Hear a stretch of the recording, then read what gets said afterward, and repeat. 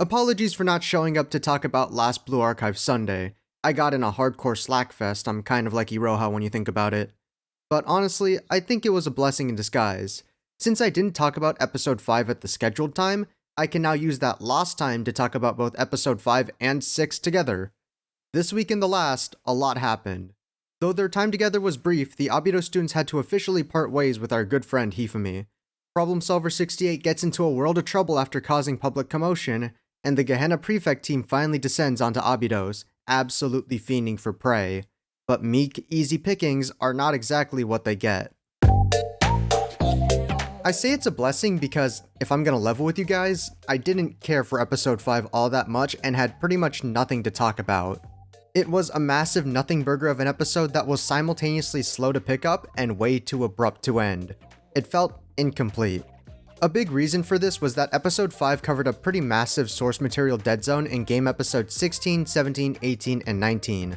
A collection of episodes that did not stand out on their own and only served the purpose of establishing the plot threads that would be followed for the second volume and introducing a new set of characters. And on top of that, the adaptation was pretty weak on its own, not giving the Abido students much of anything to do besides dump exposition and rushing the episode's isolated minor conflict in favor of setting up the cliffhanger that leads into the next episode. It had a couple of neat moments, and Problem Solver 68 still has a flawless streak of being the best parts of the episodes, but overall I'm pretty confident in saying that episode 5 is the worst episode to have come out of the anime so far. It was a 20-minute setup, didn't do much on its own, and as a weekly viewer, the fact that I had to wait another week to hopefully get an episode worth its own runtime is pretty damn annoying. Cliffhangers in general are fine. This one actually fulfills its purpose of creating intrigue for what comes next perfectly fine. But when it feels like the cliffhanger came at the cost of the current episode's integrity, it just doesn't feel good, man. I had to reassure myself that this episode was hopefully just a part 1 to the next episode's part 2, and that everything would be perfectly fine and dandy come next Sunday. Thankfully, I was right. It feels almost like a cruel prank. Episode 6 banged, it fucking rocked. A random, massive leap in quality that was enough to rectify the mental damage episode 5 being worth absolutely nothing did to me. Adapting game episode volume 1, chapter 1, episode 20, and chapter 2, episodes 1 and 2, episode 6 of the anime finished what the previous one had started and fully transitions the story into its second half with clear information drops and bits of important foreshadowing while closing out the conflict created in the last episode. But unlike the last episode, it was actually enjoyable to watch on its own. While there wasn't any real slice of life, each character present had a fair chance to show what they were made of and express themselves through the extensive amount of combat. Certain parts of the episode felt a tad bit abrupt pacing-wise, mainly the actual resolution of the episode, but overall it was a pretty great watching experience filled with hype moments and points where we went, oh, that was pretty cool, as opposed to the previous episode where it went more like, oh, it's over? And the post-episode tier-maker discussion that sparked from the episode itself was also pretty good. In more ways than one, it seems as if most of the resources for the episode up to now has gone to this single episode. So much so that it really does make up for quite a few of the gripes I've had with the series up to now. But at the same time, it puzzles me as to why it wasn't like this before. I was right into holding on to hope, because now with both episodes aired, it's easier to think about these two episodes as one long episode as it was clearly intended, which gives a lot of forgiveness to the weaknesses of both since it now actually has a proper story structure and feels like an actual event to witness unfold.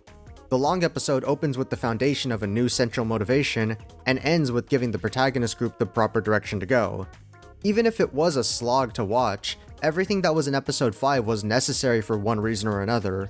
Every bombshell information drop was incredibly important and vital to creating a central motivation on finding the true enemy, Kaiser Corporation. Problem Solver blowing up Shibaseki Ramen is not the main conflict, but rather a preface for the final conflict of the first half of the story, the emergence of the Prefect team, along with giving Problem Solver some ground to stand on and some development to be had.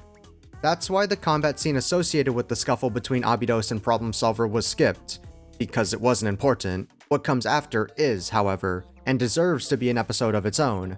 But that episode, as hype as it is even in a vacuum, is built upon the momentum slowly pushed by the preceding entry, and would fall a little bit flat without the build-up. Even after typing and talking up a storm about it, it still really irks me how episode 5 only becomes worth anything enjoyment-wise when it's paired with its brighter half and creates the whole picture. That whole 40-minute episode. I just can't get over the feeling of, well, there's always next week when watching that episode 5 for the first time. Like, it's fine now, and I actually do like the structure of the episodes put together, but writing about it really does emphasize that faint, sour taste in my mouth. Episode 5 does have one major strength that I haven't said about the rest of the season so far, though. It reassured me that some things may be okay. Right here. It's so small but means so much. I had held mild concerns regarding the anime's seeming doing away with the more fanservice-y elements present in the source material. Of course, you can't actually hear me talking about that right now due to copyright, but I had ended up assuming the best in that it was really just for pacing reasons due to the payoff not being particularly worth the setup in the limited runtime of a 20-minute anime episode. Here, my lingering theory was validated. The anime will, in fact, include this type of stuff where it's not really in the way of pacing and is arguably important. An idea that also kinda got shut down when Iori brought it upon herself to bring up licking feet, like, calm down. I didn't say anything yet. While Sensei does continue to keep his current characterization and keep his distance, declining such an interesting offer, the implications of such contents is enough to put me at ease for the time being, seeing the omissions so far have all but been confirmed to be just for the sake of pacing. And hell, the anime has even taken its own liberties to give people some action unique to itself. From here, it more so becomes a question of how exactly they're going to approach future instances of this stuff. The anime has really managed to throw me for a loop, so I'm incredibly curious. The Nonomi lap pillow scene is not important because of the lap pillow. It's cute, a little funny, and certainly important to me, but the main reason it exists is to dismiss Hoshino for this whole plot segment and provide a small insight into her past.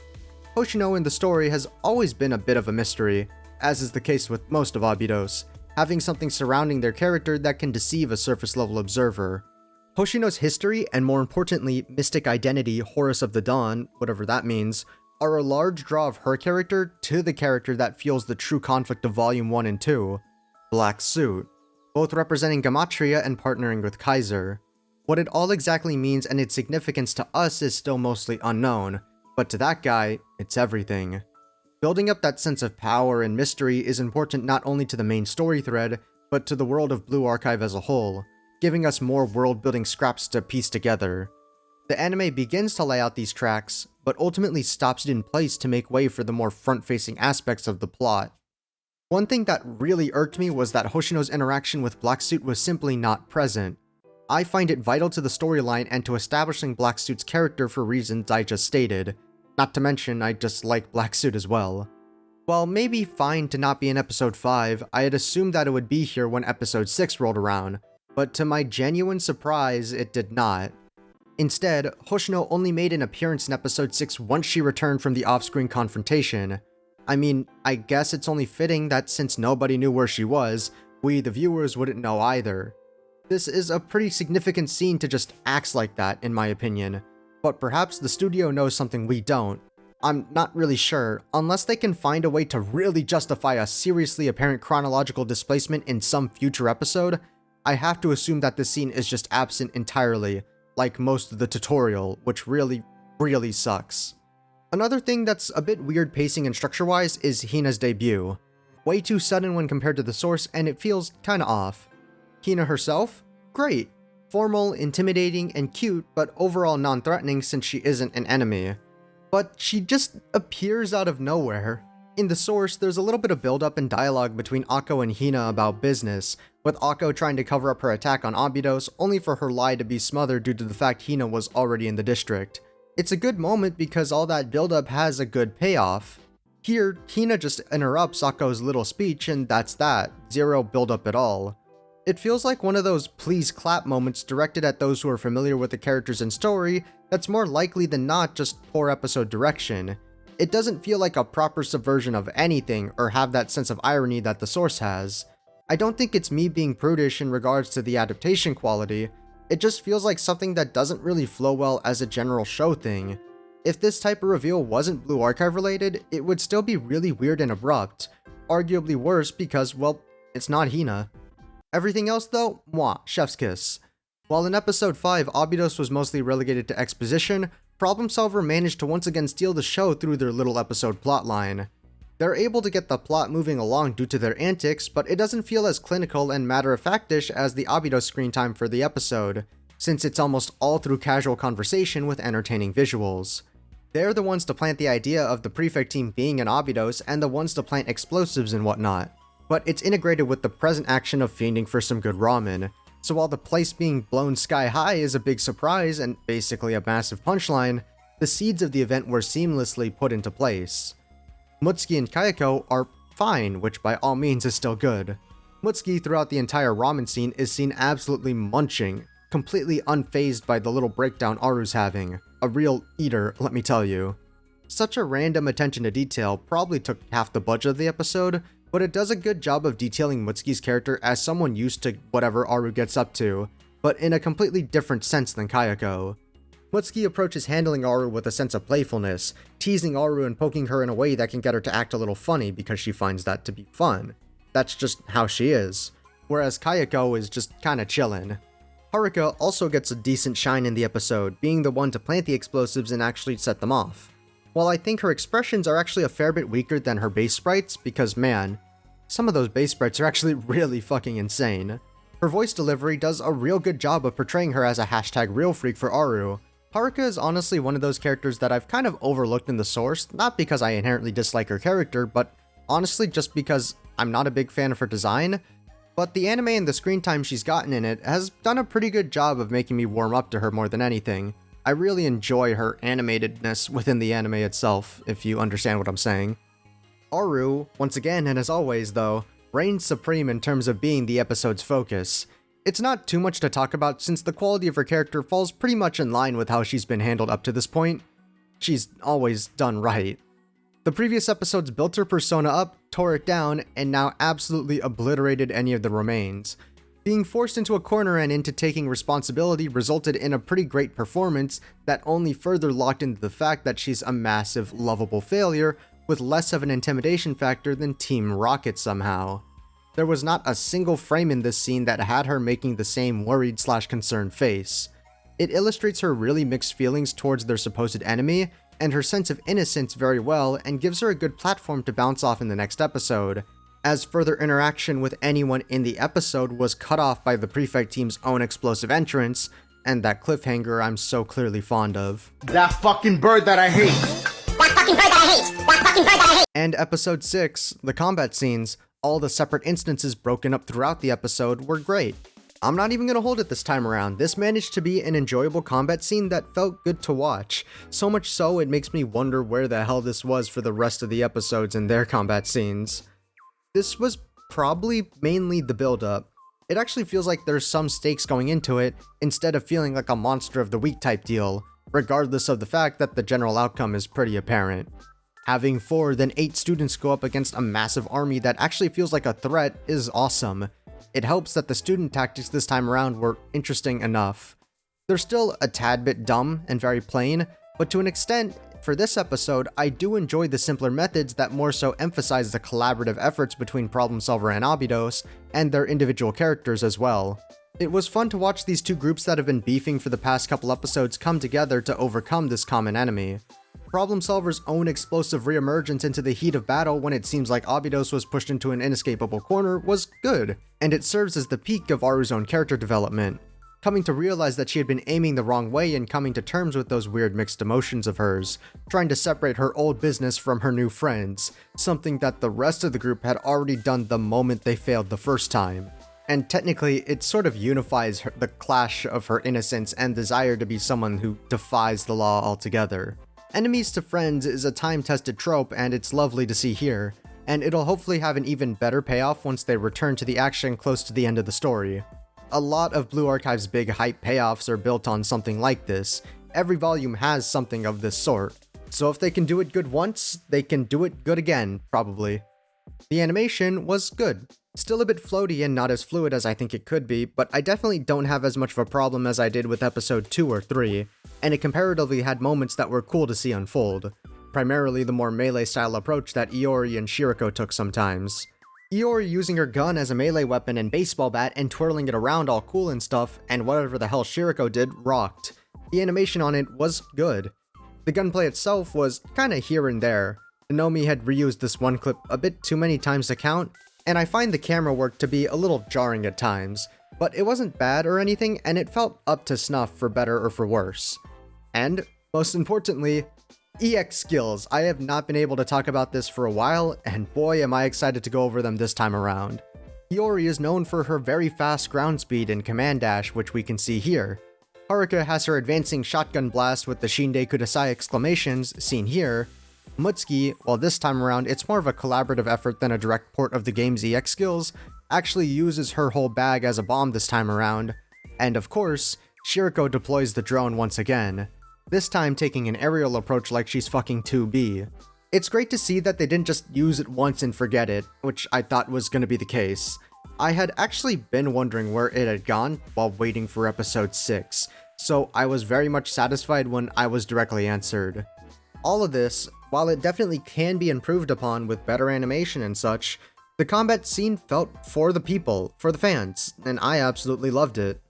And on the other end of the battle, the Prefect team throughout the whole episode 6 left a good impression that is mostly accurate to how the source material establishes them. Their overwhelming numbers and unyielding goal poses them as a big fish dipping into the so far quite small pond. Chinatsu's introduction is one that's a bit harder to put two and two together, since the tutorial was mostly entirely glossed over in episode 2, but they do acknowledge the fact that it happened.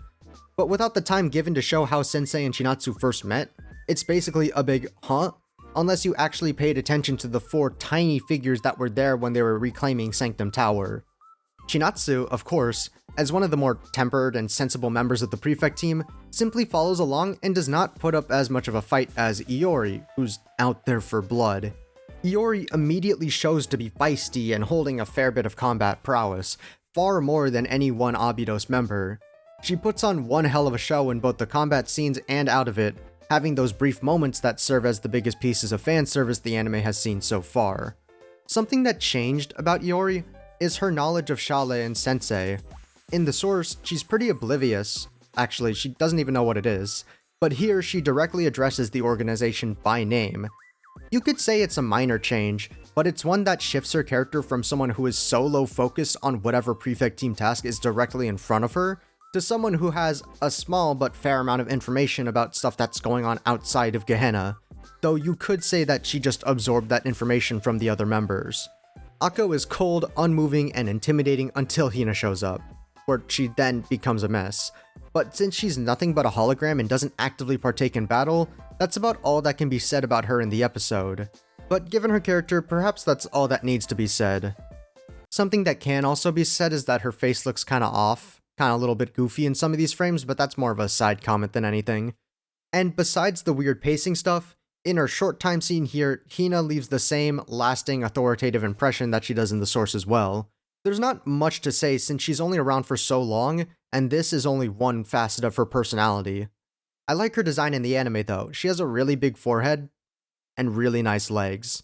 One thing about the anime is that episode 6 also managed to address the biggest complaint I had with episode 4. I think the soundtrack is simply okay. The kids may call it mid. I am a kid. I call it that. It's mid. And I found that how the anime used some of it to be really weird and out of place, exemplified in episode 4's resolution. This episode still uses the familiar tracks seen throughout the first episodes, but it also throws a handful of new tracks that actually fit the scenario. The best example of this is when Akko first makes her appearance. It plays a brand new track most likely associated with true major threats, or maybe just Gehenna, and it sounds good. It has a very elegant, kinda churchy sound. It's grand and has this air of intimidation, and while I'm unsure if it matches the tone of Blue Archive's game soundtrack, it does sound very video gamey in a good way. It scratches my brain kinda, since it reminds me of some specific game track that I can't quite put my finger on. I would love to hear more like this, since this is the first song to come from the anime that I genuinely like quite a bit that isn't the opening or the ending. Overall, episode 5 and 6 collectively were very good. Episode 5 was saved by episode 6 being great and actually making the two collectively good. Good action, good characters, good vibes all around. With the first chapter properly closed out and all the pieces officially fallen into place, the anime now feels like it's in a pretty good spot to continue forward with the true main conflict, shifting away from the whole jobber of the week thing that it had going up to this point. Next time, we wrap up some loose ends, say goodbye to our newfound friends at Problem Solver 68, gone as quickly as they came, and perhaps begin to investigate the root of a sinister operation, deep in the heart of the Abydos Desert. I imagine this episode coming up will be a little slower, as it's basically a fresh slate and nothing major happens for a good few episodes, but at the very least, I know what I may be in for this time, so perhaps my expectations can be passed if the bar is set low enough. Also, the subs still fucking suck, but last week it was announced that official English subs would be coming sometime in the future, so thank God for that. Pray that they come soon. For now though, I'll be sticking to fan subs when I want to watch an episode back. The typesetting is honestly pretty hype. And that's about all I got for this week and last week. I feel like I'm forgetting a lot since I'm talking about 2 episodes and missed a week's worth of content, but I don't actually remember, so I'll leave it at that. Like the episodes? Agree? Disagree? Think I'm being too hard on episode 5 because I kinda wanna criticize something? Leave your comments down below. I read them all and respond to some. And I guess subscribe because, YouTuber grind? I don't care still. That's about it for today, so let's end things off for real. You know the drill. Join the Discord for some real archiving moments, follow me on Twitter for unlimited bacon, and as always, happy camping, senseis.